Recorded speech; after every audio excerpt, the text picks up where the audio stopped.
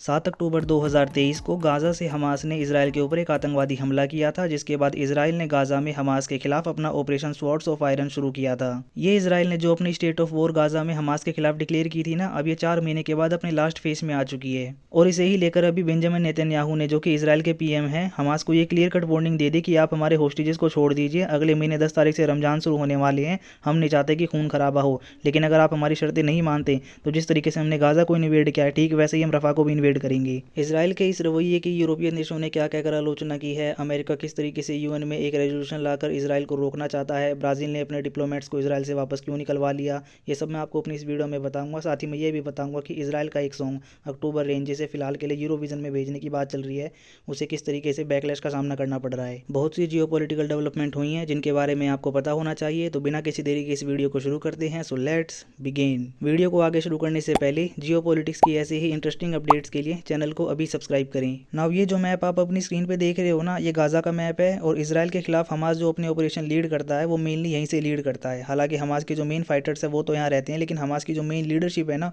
वो बाहर के देशों में रहती है और वहाँ से ऑपरेट करती है। इसलिए इजराइल ने जो ये अपना ऑपरेशन शुरू किया है ना, जो कि स्टेट ऑफ दी वॉर है गाज़ा में हमास के खिलाफ, ये गाज़ा में ही सेंट्रिक है। ऑल्दो कभी कभार खबर आ जाती है कि मोसाद ने कोई बड़ा ऑपरेशन किया सीरिया में और हमास के किसी बड़े लीडर को मार दिया, पर फिलहाल के लिए जो आईडीएफ की फोर्सेस है ना, इनका जो ये पूरा ऑपरेशन है, ये गाज़ा सेंट्रिक है और हमास को ही टारगेट करता है। इजराइल की जो डिफेंस फोर्सेज हैं, इन्होंने जब गाज़ा को इन्वेड किया तो काफ़ी वेल मैच्योर तरीके से अपना काम किया, एक प्रोफेशनल आर्मी की तरह बिहेव किया। लोगों को पहले ही नोटिस दे दिया कि आप साउथ की तरफ इवैक्यूएशन कर लीजिए, क्योंकि इजराइल की आर्मी इन्वेजन के लिए आ रही है। और उसके बाद इजराइल की आर्मी ने ऊपर नॉर्थ से लेके मिडल में साउथ में, इसके अलावा खान यूनिस तक का जो पूरा एरिया है, पहले एयर स्ट्राइक और उसके बाद अपने ट्रूप्स के थ्रू इन्वेड कर दिया। इजराइल की आर्मी ने जब ये अपना ऑपरेशन शुरू किया था ना, तब उन्होंने अपने ऑब्जेक्टिव क्लियर कर दिए थे। पहला था एकदम क्लियर कि हम अपने सिविलियंस को वापस लेकर आएंगे, जिसे हमास के लड़ाके ऑपरेशन अल अक्सा फ्लड के दौरान उठा के ले गए थे। और दूसरा, गाज़ा से हमास को हमेशा हमेशा के लिए इरेडिकेट कर देंगे। और ये जो दूसरा ऑब्जेक्टिव है ना, ये क्लियर नहीं था कि इसको पाना कैसे है, क्योंकि एक बार को आपके जो सिविलियंस लेके चले गए थे हमास के लड़ाके, उनको तो आप वापस ले आओगे, आप अपनी आर्मी को भेज सकते हो, कुछ ऑपरेशन लीड कर सकते हो,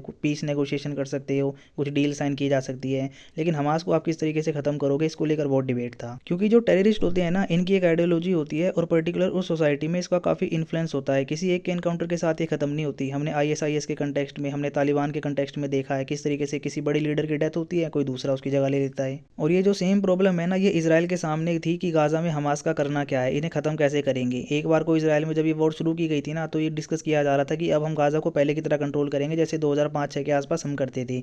फिर एक खबर ये भी आई थी कि जिस तरीके से वेस्ट बैंक में इजराइल ने अपनी ह्यूमन सेटलमेंट को बढ़ावा दिया है, ठीक वैसा ही हम अब नॉर्थ में करेंगे गाज़ा में।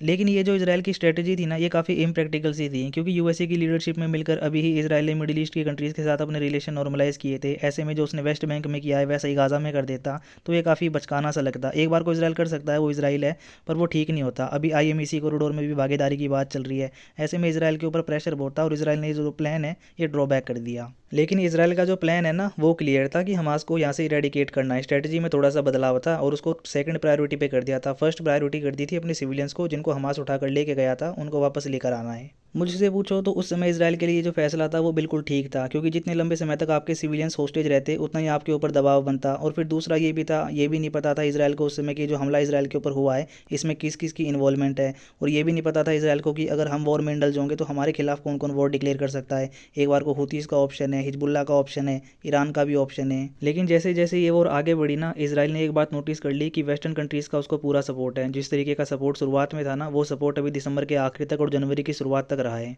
इजराइल का जो सबसे बड़ा फियर था ना, वो था हिजबुल्ला, जो कि लेबनान से ऑपरेट करता है और नॉर्थ से कभी भी इजराइल के खिलाफ हमला कर सकता है। इजराइल के लिए सबसे ज़्यादा दिक्कत ये होती है, क्योंकि इजराइल की जो आर्मी है वो गाज़ा में इन्वॉल्व हो जाती और नॉर्थ का जो फ्रंट है वो खाली हो जाता। और इजराइल का जो दूसरा सबसे बड़ा फियर था ना, वो ये था कहीं ईरान इसमें इन्वॉल्व ना हो जाए। लेकिन इजराइल के लिए सबसे अच्छा पता है क्या था, जब ये वॉर शुरू हुई ना, ईरान ने और हिजबुल्ला ने, दोनों ने ये कह के पल्ला झाड़ लिया कि हमास ने जो हमला किया है ना, ना तो हमें इसके बारे में कुछ पता है और ना ही हमारा इससे कोई लेना देना है। इजराइल की उस समय जो पोजीशन थी ना, वो विन विन सिचुएशन वाली पोजीशन थी। एक कंट्री को उस समय क्या चाहिए था, लोगों का मोरल सपोर्ट चाहिए था। कल को जब आर्मी आगे जाएगी और ऑपरेशन लीड करेगी तो कोई दिक्कत ना हो, अलाइज कंट्रीज़ का सपोर्ट चाहिए था। और एक खबर जो सबसे अच्छी थी कि कल को जो दुश्मन सामने आ सकता है, उसने अपनी भागीदारी से ही इनकार कर दिया। बस फिर क्या था, इजराइल ने गाज़ा के नॉर्थ से लेकर खान यूनिस तक का जो पूरा एरिया है, एक के बाद एक इन्वेड कर दिया। और इस पूरे प्रोसेस में इजराइल को 4 महीने लगे।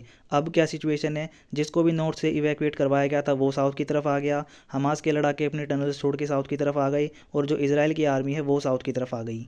और अब जो इसराइल की आर्मी है ना, ये बिल्कुल स्टैंड पोजीशन पे खड़ी है, स्टैंड बाय पे। जैसे ही एक ऑर्डर मिलेगा रफा सिटी को भी वैसे इन्वेड कर देगी जैसे उसने गाज़ा को इन्वेड किया है। लेकिन इसराइल की जो गवर्नमेंट है ना, अब वो ऑफिशियल चैनल्स के थ्रू फ्रंट फुट पर आकर वेस्टर्न कंट्रीज़ को, इसके अलावा मिडिल ईस्ट की कंट्रीज़ को ये बताने लग रही है, चाहे वो कतर में पीस टॉक्स हुई है वहाँ पर, या फिर इजिप्ट में जो टॉक्स हुई हैं वहाँ पर, या फिर अब जो पेरिस में टॉक्स हो रही है वहाँ पर, कि एक बार को अगर हमास हमारे सिविलियंस को छोड़ देता है ना, तो शायद से हम रफा सिटी को इन्वेड ना करें।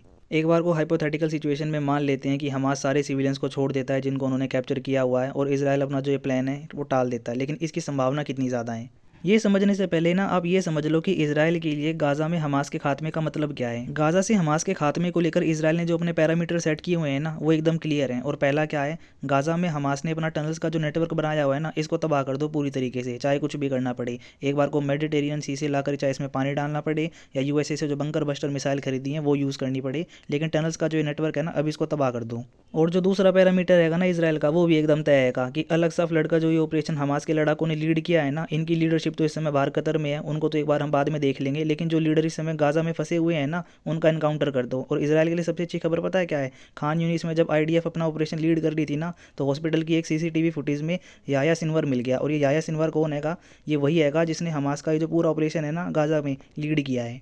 अब इजराइल की जो पोजीशन गाज़ा में बनी हुई है ना, उसमें कुछ ऐसा माहौल बन रखा है कि वो जो पहले दो प्लान बनाए थे कि एक बार को हम गाज़ा को कंट्रोल कर लेंगे या फिर वहाँ पे सेटलमेंट को बढ़ावा देंगे, ये दोनों तो फुलफिल नहीं कर सकता। लेकिन एक काम जो इजराइल अब कर सकता है ना, वो ये है कि वहाँ पे एक बफर जोन बना दे और ये सुनिश्चित कर ले कि कल को हमास की तरफ से कोई बड़ा हमला इजराइल के ऊपर फ्यूचर में ना हो। और इसी को ध्यान में रखते हुए इजराइल की जो स्पेशल फोर्सेज हैं, मुझे पूरा यकीन है कि इन लीडर्स को मार देंगे, क्योंकि जिस मोसाद को मैं जानता हूँ जो दूसरे देशों में जाके ऑपरेशन कंडक्ट करती है, उसके लिए कहीं से भी मुश्किल नहीं होगा एक ऐसे एरिया में जो इस समय उनके कंट्रोल में है एक स्पेशल ऑपरेशन लीड करना। लेकिन अगर रफा की इन्वेजन इजराइल ने कर दी ना, तो ये काफ़ी ब्रूटल होगी, क्योंकि इस समय जो भी गाज़ा में ऊपर नॉर्थ में लोग रहते थे और मिडिल में रहते थे, वो इस समय सिर्फ एक छोटे से टाइनी एरिया में आके रहने लग रही हैं। एक पॉसिबिलिटी इजराइल के सामने ये है ना कि इन लोगों को नॉर्थ की तरफ वापस भेज दे गाज़ा में, और ह्यूमैनिटेरियन एड का एक्सेस जो बंद किया हुआ था ना, उसको स्टार्ट कर दे। ऐसा करके जो कंट्रीज इजराइल को अपोज कर रही है ना, उनके कुछ एंगर को कम करने में मदद मिलेगी। रफा में इस समय जो गाज़ा की पॉपुलेशन सेंट्रिक हैगी ना, ये नॉर्थ में जाकर कहाँ रहेगी गॉड नोस, क्योंकि नॉर्थ में रहने लायक जगह नहीं बची है। और इजिप्ट भी इस बात को एक्नॉलेज करता है, इसीलिए इजिप्ट ने रफा बॉर्डर के साउथ में अपने लैंड एरिया में एक दीवार बनानी शुरू कर दी है। इसके अलावा सैटेलाइट इमेज जो मिली है ना, उसके अकॉर्डिंग इजराइल के साथ कोऑपरेशन करके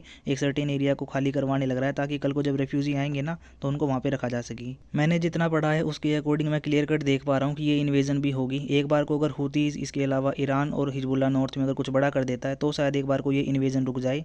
अदरवाइज़ यूएसए इजराइल को रोक लेगा ऐसा मुझे लगता नहीं है। जो यूएन में वो प्रपोजल लेकर आ रहे हैं, ऐसे 3 ड्राफ्ट को वो पहले ही वीटो कर चुके हैं। दूसरे हाथों से वो एम्यूनेशन की सप्लाई भी इजराइल को कर रहे हैं, तो कुछ खास मतलब रखता नहीं है ये। ऑन दी अदर हैंड जो ईयू हैगा, उसने इजराइल की कड़ी आलोचना की है। डेनमार्क ने तो F-35 की जो सेल है वो भी इजराइल को रोक दी। ब्राज़ील ने तो अपने जो एम्बेसडर हैं वही इजराइल से वापस बुला लिए। लेकिन क्या इस सबसे इजराइल को फ़र्क पड़ रहा है? ऐसा लगता नहीं है। यूरोप में होने वाले यूरोविजन फेस्टिवल में, जो कि एक तरीके का कार्निवल होता है यूरोप में, इसमें इजराइल ने अपने सॉन्ग अक्टूबर रेन को भेजने की तैयारी शुरू कर दी है। ज़्यादा चांस है कि इस सॉन्ग को रिजेक्ट कर दिया जाएगा, क्योंकि इजराइल के जो ऑपरेशन गाज़ा में चल रहे हैं और इजराइल ने जो कैजुअलिटी हमास के अटैक में झेली है, उनको ये सॉन्ग डेडिकेटेड माना जा रहा है। लेट्स सी, देखते हैं क्या होता है। फिलहाल के लिए है इस वीडियो का एंड। अगर आपको वीडियो अच्छी लगी है तो वीडियो को लाइक कीजिए, अपने फ्रेंड्स के साथ शेयर कीजिए, मेरे चैनल को सब्सक्राइब कीजिए। See you in next one, till then have fun.